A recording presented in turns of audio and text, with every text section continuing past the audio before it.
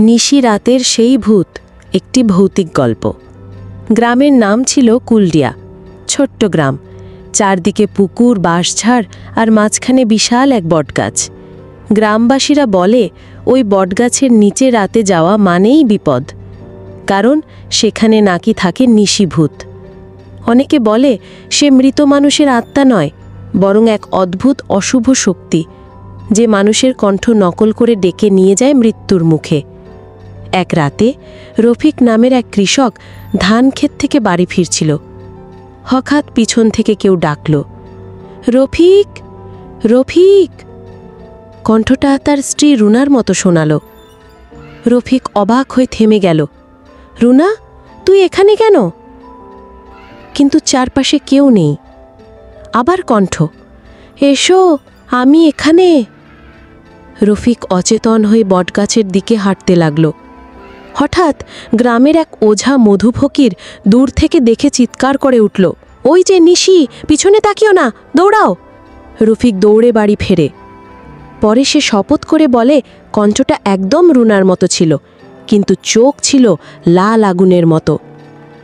পরের সপ্তাহে গ্রামের এক কিশোরী সীমা সন্ধ্যার পর হারিয়ে গেল।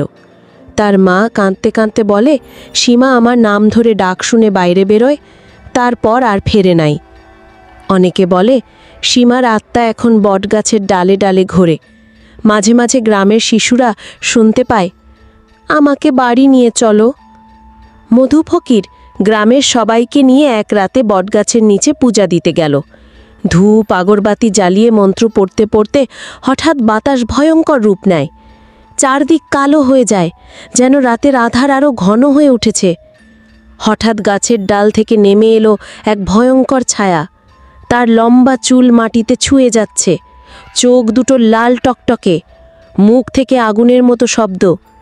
আমি কেউ নই, আমি নিশি, যে কণ্ঠ ডাক শুনে সাড়া দেয় সে আমারই।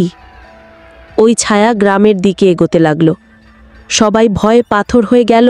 ঠিক তখন মধু ফকির এক মন্ত্র উচ্চারণ করে লাল সুতোয় বাঁধা তাবিজ গাছের গোড়ায় পুঁতে দিল। সঙ্গে সঙ্গে এক বিকট চিৎকার শোনা গেল, আর নিশিভূত ধোঁয়ার মতো মিলিয়ে গেল।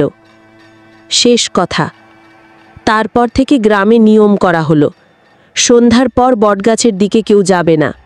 রাতে কারোর কণ্ঠ শোনা গেলেও পিছনে তাকানো যাবে না। শিশুরা রাতে বাইরে খেলতে পারবে না। কিন্তু আজও কেউ কেউ বলে অমাবস্যার রাতে বটগাছের ডালে নারী কণ্ঠ ভেসে আসে, এসো, আমার সাথে এসো। আর যাদের হৃদয় দুর্বল, তারা শুনতে পায় সেই ভুতুড়ে নিশির হাসি, হি হি হি।